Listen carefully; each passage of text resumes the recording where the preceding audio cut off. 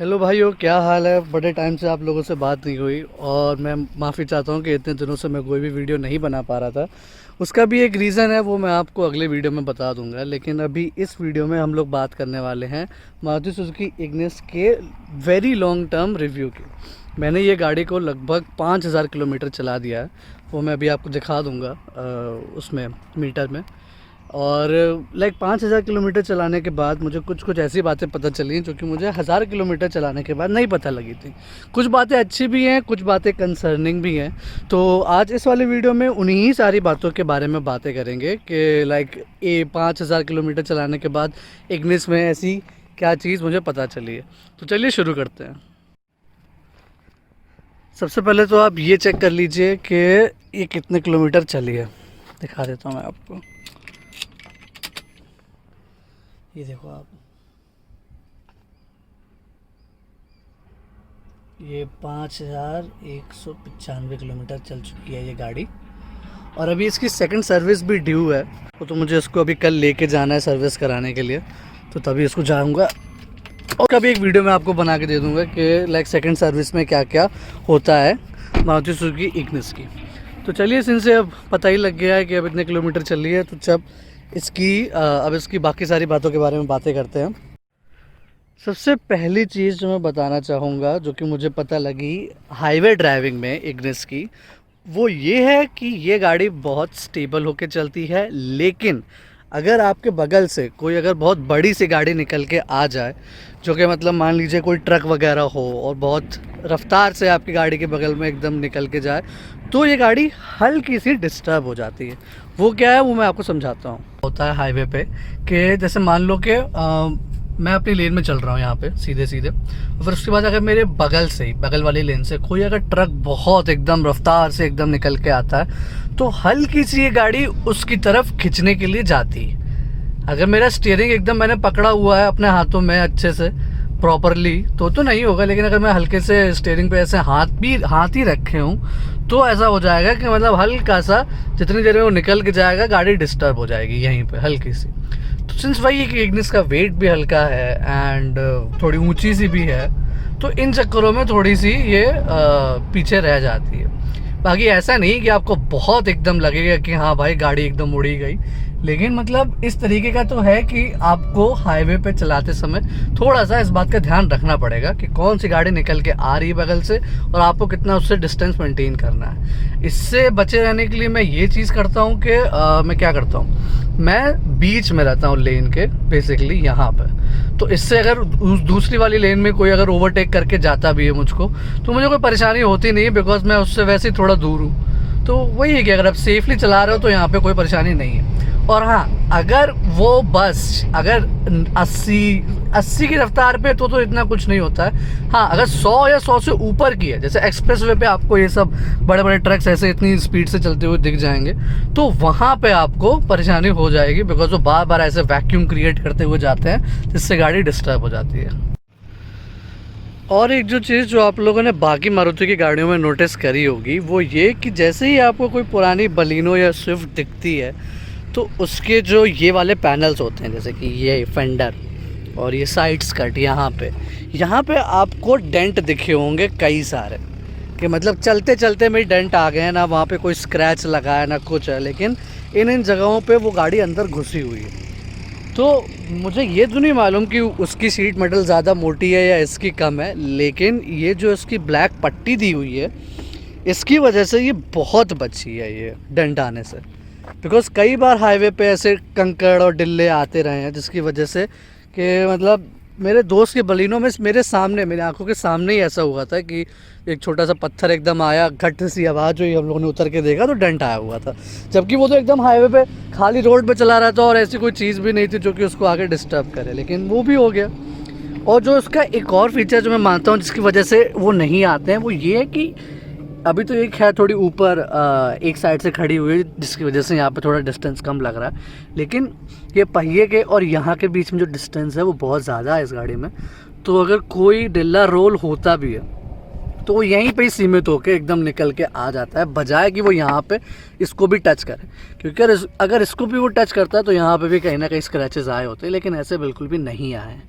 और सिंस ये यहाँ से एकदम निकला भी हुआ है तो उसकी वजह से ये इसके आगे आके यहाँ पे भी कहीं टच नहीं होते, जिसकी वजह से जो इसका भी एरिया है ऊपर वाला वो सेफ बना रहता है। तो अब इसकी वजह से लोग बोलते हैं कि पीछे से ये गाड़ी चौड़ी लगती है, तो वो आई थिंक कि शायद इसका ये वाला रीज़न रहा है कि इसलिए चौड़ी है ताकि कि मतलब वो स्पेस दे सके, वहाँ पे आर्च ऐसा बना सके कि कोई भी नीचे से चीज़ ऊपर की तरफ ना आ सके। और दूसरी चीज़ इसकी वजह से ये इतनी चौड़ी वो ये कि बिकॉज ये वो गाड़ी ऊँची है तो उसको पीछे से चौड़ा करना बनता ही था, अदरवाइज़ जो बॉडी रोल होता है इस गाड़ी में वो इतना ज़्यादा हो जाता है कि मतलब जो उसका स्पोर्टी नेचर है वो एकदम ख़त्म हो जाता है। और अगर आप यही बात सोच रहे हैं कि मैं मतलब कहाँ से इस गाड़ी को लेके आया हूँ, तो आप देख सकते हो कि इस जगह पे मैं चला करके इस गाड़ी को लेके आया हूँ। धूल वूल भी एकदम ऊपर तरीके से लगी हुई है। हाँ, ये एक प्रूफ है कि इस गाड़ी को कहीं पे भी आप घुसेड़ सकते हो बिना किसी प्रॉब्लम के। इस साइड आप देखो कितनी जगह है यहाँ पर, ये तो वही कोई भी ऐसे पत्थर लगने की कोई भी ऐसे यहाँ पे गुंजाइश है ही नहीं बिल्कुल भी। और सिंस बॉडी रोल की बात चली रही है तो बॉडी रोल के बारे में भी डिस्कस कर लेते हैं। बॉडी रोल इस गाड़ी में मैं आपको इस तरीके से एक्सप्लेन कर सकता हूँ कि ये गाड़ी झुकती तो है लेकिन दबती नहीं है। उसका मतलब ये है कि अगर आपने किसी शार्प बेंड पे इस गाड़ी को बहुत तेज़ी से ऐसे मोड़ दिया कि मतलब मुड़ गई, काफ़ी अच्छे से मुड़ गई, तो आपको अंदर फील होगा कि जो इसका ऊपर इतना उठा हुआ टॉप है वो लेफ़्ट से एकदम राइट जाने की बहुत कोशिश कर रहा है और आपको ये एक साइड काफ़ी झुकी हुई लगेगी, ठीक है, लेकिन दबती नहीं है। उससे मेरा मतलब ये है कि जो इसके सस्पेंशन है वो इस तरीके के हैं कि पूरे सस्पेंशन के ट्रैवल में कोई भी ऐसा सॉफ्ट पॉइंट है ही नहीं जहाँ पे आपको ये लगे कि गाड़ी अब बस ग्रिप छोड़ रही है, एक साइड ज़्यादा दब रही है, एक साइड कम दब रही है, जिस साइड मुड़ रहे हैं उसकी उल्टी साइड में ग्रिप कम हो रही है, ऐसा नहीं लगता। तो वही आई थिंक इससे हिसाब लगाया जा सकता है कि हल्की सी फील तो आती है बॉडी रोल की, लेकिन गाड़ी उस समय भी एकदम चिपक के ही चल रही होती है। वो मैंने ऐसे नोटिस किया है कि मतलब जब मैं अकेले आ रहा था तो एक टर्न पे ही, और मेरे मतलब पीछे ही, मेरे एकदम जस्ट पीछे ही, लाइक जहाँ मैं आगे बैठा हूँ उसके एकदम पीछे ही एक और मेरा भाई बैठा था, वो भी काफ़ी लाइक हेल्दी सा ही है, तो हम लोग एक साइड पे बैठे हुए थे, फिर भी उसके अपोजिट एंड में जब हम लोगों ने टर्न लिया तब भी जो उसका दूसरा वाला एंड था ऐसा बिल्कुल भी नहीं हुआ कि वो उठ के आ रहा हो, जबकि लाइक एक साइड पे वज़न ज़्यादा भी था। तो आई थिंक बॉडी रोल की तो ऐसी कोई टेंशन नहीं है, हल्का सा जो होता है उसके तो आप यूज़ टू हो जाओगे और आपको उससे ज़्यादा कोई प्रॉब्लम नहीं होगी। और ग्राउंड क्लियरेंस तो इस गाड़ी का भाई साहब इतना भयंकर है कि आपको एक भी जगह इस गाड़ी को ले जाने से पहले सोचना नहीं पड़ेगा। ये देखिए मैं इस समय किस तरीके की रोड पे गाड़ी चला रहा हूँ। मैं चाहूँ तो उसको नीचे भी उतार के दोबारा से ऊपर चढ़ा भी सकता हूँ बिना किसी परेशानी के। ये देखो आप सड़कें देखो, मुझे तो सोचना भी नहीं पड़ रहा है, ना स्पीड धीमी करनी पड़ रही है कि मैं क्या करूं क्या नहीं करूं। अभी आगे आप देखिएगा एक बहुत बड़ा गड्ढा है, उसमें से भी निकाल के ले चलेंगे हम लोग। ये देखना, ये रहा, चलते हैं इसी में से ही। ये मुझे तो एक्सेलरेटर भी कुछ नहीं करना पड़ा, इधर उधर चले जा रही है आराम से। अभी अगर नीचे उतरना है तो नीचे उतर सकते हैं, लेकिन ये किसी का खेत है तो अभी इसलिए यहाँ पे अवॉइड कर रहा हूँ मैं नीचे उतरना। और ये चीज़ ने मुझे बहुत फ़ायदा दिया है। कई बार जैसे इधर उधर गांव के रास्तों में मैं जाता हूँ और लाइक रास्ता भटक जाता हूँ, तो कहीं पे भी मुझे टेंशन लेने की ज़रूरत नहीं कि अरे यार अब मैं यहाँ से कहाँ जाऊँगा, क्योंकि यहाँ से भी कहीं ना कहीं जाने का रास्ता मिल ही जाता है मुझे, बिकॉज मैं कहीं भी गाड़ी ले जा सकता हूँ। तो वही है, उस बात की फ्रीडम है कि आपको सोचना नहीं पड़ता कि कहाँ जाना है। तो हाँ, ग्राउंड क्लियरेंस इसका बहुत फ़ायदेमंद हुआ है एंड लाइक बहुत, मतलब अगर आप ग्राउंड क्लियरेंस चाहते हैं तो ये गाड़ी बजट में आपके लिए बहुत सही है। और सिंस से गाड़ी मैंने हाईवे पे चला रखी है तो मैं आपको बताता हूँ कि लाइक इसकी टॉप स्पीड कहाँ तक लाइक सेफली आप चला सकते हो। तो एक सेकंड चाबी लगा लूँ मैं ज़रा। हाँ, तो यहाँ पे मैं आपको ये बोलना चाहूँगा कि अगर आपको माइलेज निकालना है तो 80 और 100 के बीच में अगर आपको एकदम तेज़ भगानी है तो 120 से लेके 140, that is the sweet spot for this car. मतलब आप 120 पे एकदम क्रूज कर सकते हो, और फिर उसके बाद तो लाइक आपको ओवरटेक भी मतलब क्या ही करने की ज़रूरत है कि 100 स्पीड पे तो आप हर किसी को पास करते हुए निकल ही जाओगे आराम से। जो मैक्सिमम टॉप स्पीड इस गाड़ी की मैं लेके गया हूँ, वो लेके गया हूँ मैं लगभग 170 किलोमीटर। और मैं तो क्या बिल्कुल रिकमेंड नहीं करूँगा उस स्पीड पे चलाने पे, मेनली बिकॉज के वही है कि रोड ऐसी नहीं है इतनी खाली और इस तरीके की कि जहाँ पे आप इस गाड़ी को चला सको। बाकी स्टेबल तो ये मुझे हर स्पीड पे ही लगती है। 150 के बाद ये है कि इसका इंजन जो है वो पावर लूज कर देता है। 150 के बाद क्या मतलब 120 पे जैसे आपकी गाड़ी पहुंचेगी, उसके बाद एक्सेलरेट करने के लिए आपको पैर बस पूरा रख देना है। आपको पैर रख के भूल जाना है कि मैं कुछ गाड़ी चला भी रहा हूँ, फिर ये धीमे धीमे धीमे धीमे स्पीड पकड़ेगी। हम लोग उस समय गाड़ी में 3 लोग थे और सामान था, मतलब एक नॉर्मल सी ट्रिप ही मान लो आप, जितने लोग जैसे जा रहे होते हैं सामान वामान लेके, तो वैसे ही हिसाब था उस समय पे भी। और इतनी स्पीड पे लगभग ये ऐसे चल रही थी कि 120 तक पहुंची। फिर उसके बाद इसने थोड़ा सा स्ट्रगल किया 130 140 तक जाने के लिए। जो मैंने इसको 170 तक भगाया था, बहुत ही कम स्ट्रेच के लिए भगाया था, लेकिन उस स्पीड पे जो इसका स्टीयरिंग है वो काफ़ी सही साथ देता है। कि जैसे मान लो अगर आपने गाड़ी ऑन नहीं करी है और उस समय जैसा आपका स्टीयरिंग रहता है जितना टाइट, जिस लेवल का टाइट, तो आपका उस स्पीड पे लगभग उतना ही स्टीयरिंग टाइट रहेगा। लगभग क्या मतलब इसका 70% मान लो, जितना अभी ये बंद गाड़ी में जितना टाइट है उतना, तो उस स्पीड पे इतना टाइट रहेगा। और गाड़ी बस आप हल्की सी इधर से उधर कर सकते हो, और बहुत ज़्यादा ऐसा नहीं है कि आप इधर से उधर घुमा लो बहुत तेज़ी से या आप एकदम भड़बड़ा जाओ घुमाते समय, वो सब बिल्कुल भी नहीं है इसमें। तो वो तो मैं बोलूँगा कि बहुत अच्छी बात है, क्योंकि अगर इस स्पीड पे अगर आपने बहुत कस के घुमाने की कोशिश करी है, बहुत जल्दी घुमाने की कोशिश करी, तो ना आपके लिए बहुत बुरा हो सकता है। भगवान ना चाहे कि ऐसा बिल्कुल भी हो किसी के साथ। तो वही है, ये स्टीयरिंग उस मामले में बहुत अच्छा है, लेकिन वही है शहर में इसके साथ काफ़ी रेसलिंग करनी पड़ जाती है कि इधर घुमाओ उधर घुमाओ, थोड़ा भारी तो है ही। तो खैर सही है, उस मामले में बढ़िया है, क्रूजिंग में कोई दिक्कत नहीं आती है। मारुति के इंजन का मैं ये बोल देता हूँ कि मारुति का इंजन लो एंड में बहुत भयंकर है। कि मतलब लो एंड में मतलब टॉर्क इसका बहुत सही है। मिड रेंज में इसका जो टॉर्क है वो बहुत मतलब ठीक ठाक है, ज़्यादा नहीं। जो हाई एंड पे जब इसका मतलब पुलिंग पावर जो है वो 120 के बाद एकदम डाउन है। 120 के बाद आप वही एक्सलेटर से हवा भर रहे हो, आपको ऐसा लगेगा।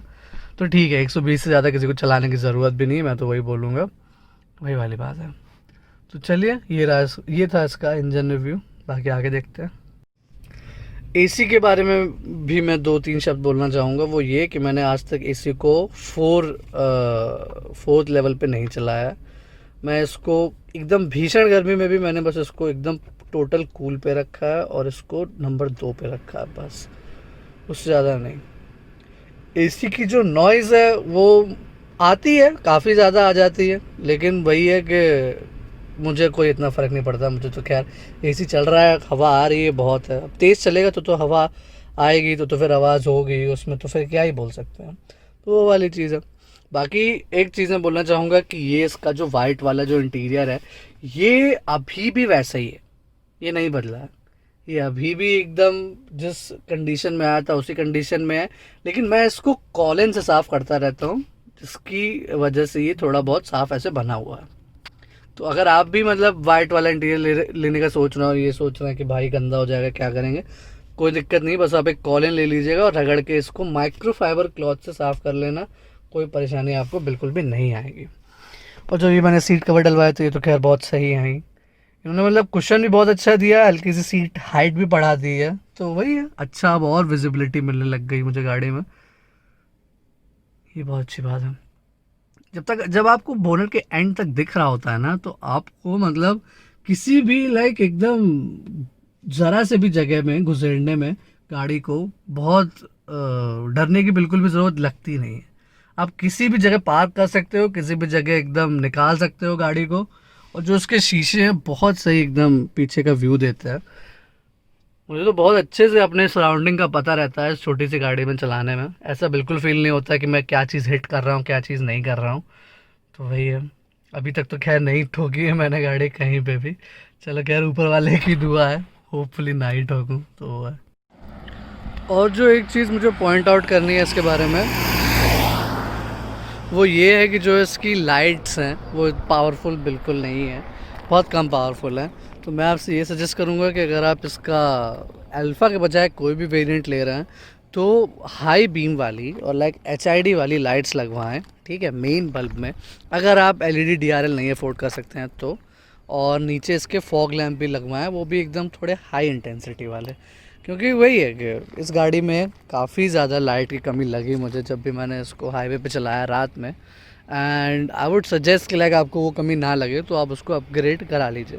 ज़्यादा कोई महंगी वो लाइट आती भी नहीं, शायद 1200-1300 की आती, तो आप उसको ज़रूर बेझिझक लगवा सकते हैं।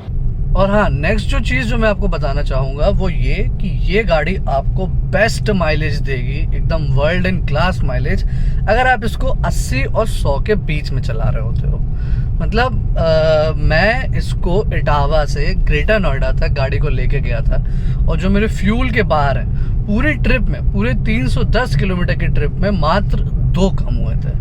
मैंने टैंक टू टैंक मेजर नहीं किया था, लेकिन मैं इतना बता सकता हूँ कि मैं वो 300 किलोमीटर का सफ़र इटावा से जाके वहाँ तक और वहाँ से वापस भी आके एक बारी फुल टैंक में कवर कर सकता हूँ, जो कि 600 किलोमीटर से भी ज़्यादा है। तो 32 लीटर का टैंक है और उसमें भी ये 600 किलोमीटर से ज़्यादा चल रही है 80 और 100 की रफ्तार पे।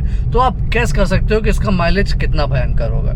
तो वही है कि अगर आप इस गाड़ी को आराम से 80 और 100 के बीच में चला रहे हैं तो आपको CNG भी लगवाने की एज सच कोई ज़रूरत नहीं पड़ेगी।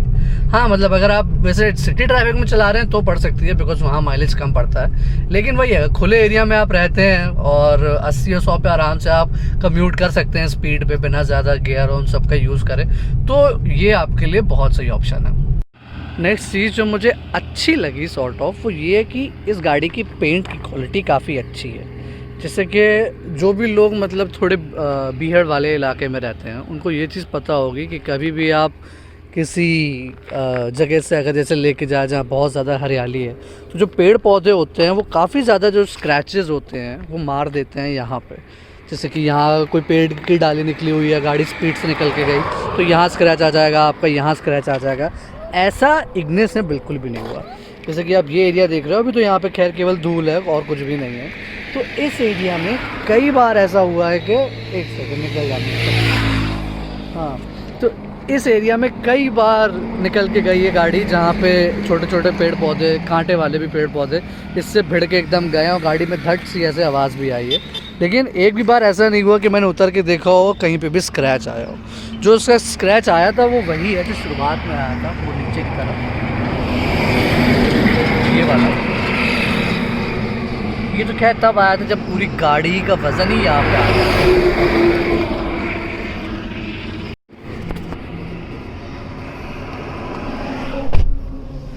एक चीज़ और बोलना चाहूँगा इसके रियर सीट्स के बारे में कि यहाँ पे केवल 2 ही लोग आराम से बैठ सकते हैं, 2 अडल्ट, लाइक 6-6 फीट के 2 बंदे हट्टे कट्टे यहाँ आराम से बैठ सकते हैं।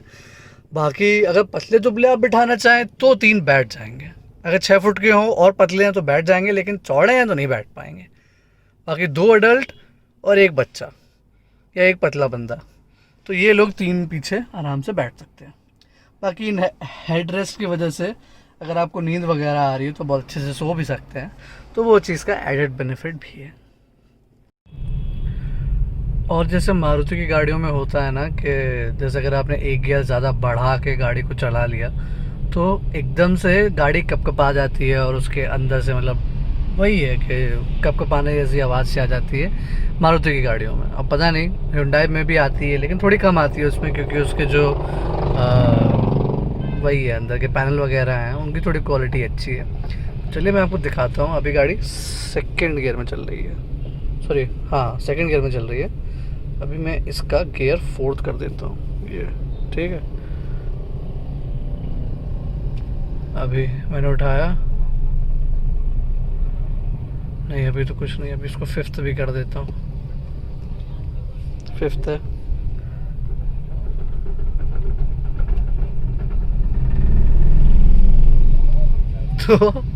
तो मैं यही बताना चाह रहा था कि इस गाड़ी में ऐसा होता है, लेकिन वो केवल 5th गियर पे होता है। बाकी अगर आप चाहें तो जाम में भी इस गाड़ी को, चलती हुई गाड़ी को, हल्की फुल्की सी भी, अकेले बंदे अगर आप बैठे हैं तो आराम से 4th गियर में भी उठा के चला सकते हैं। ये है, तो ये इग्निस की अच्छी बात है कि ठीक है, ज़्यादा हाई गियर में भी अगर आप चल रहे हैं तो आपको बहुत बदलने की ज़रूरत नहीं है। आप हल्का सा पैर अपना एडजस्ट करके उठा सकते हैं गाड़ी को।